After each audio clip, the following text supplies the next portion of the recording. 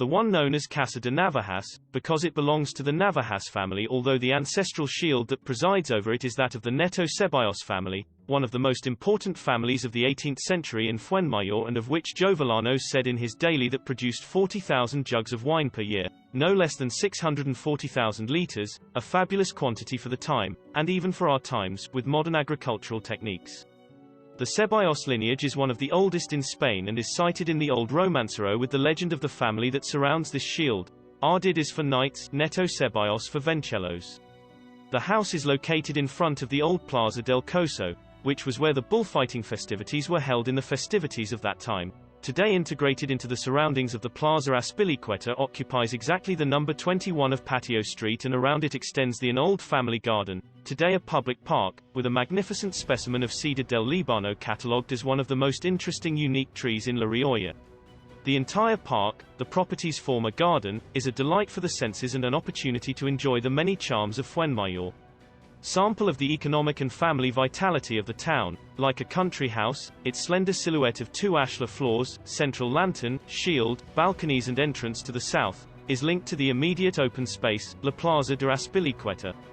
The building dates from the 16th century, although it was successfully renovated in the 19th century by the Navajas family, who had related to the original owners and constitute an interesting case of a self-made family that became one of the most important financial fortunes of Spain. Doing a bit of history, Don Celestino Navajas Matute, who was mayor of our town and even commander of local volunteers during the Carlist Wars, was passionate and committed with conviction to the Bordeaux wine production method with the will to transcend limits of the national market. He created Bodegas Montesio in 1870 in Fuenmayor. A decade later, Don Celestino demonstrated a great vision for the future. He sent his sons, Alejandro and Gregorio, to study enology in Bordeaux. Over time, both brothers created the company name Hijos de Celestino Navajas, with the idea of continuing their father's work. The third generation of the family, embodied in José Luis Navajas, Alejandro's son, is also educated abroad, this time in Beaune, Burgundy, and in Penedès. Thus, in 1943, José Luis became the manager of the family winery and decisively promoted the quality and success of his wines.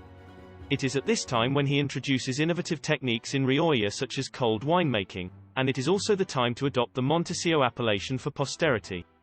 But his businesses were much broader, since he was the owner of an important shipping fleet that got to get a monopoly on the import of dynamite for Spain by associating with Alfred Nobel's company, who was the one who had the patent and who later, saddened for the misuse of his invention, he used his profits to create the Nobel Prize. His fleet circled the peninsula from Bilbao carrying dynamite to the mining operations and returning with other products. In addition, in Fuenmayor, a power station was built in a meander of the Ebro that supplied energy to Fuenmayor and the surrounding towns, and that today has been restored and continues to operate in the Soto de Buicio.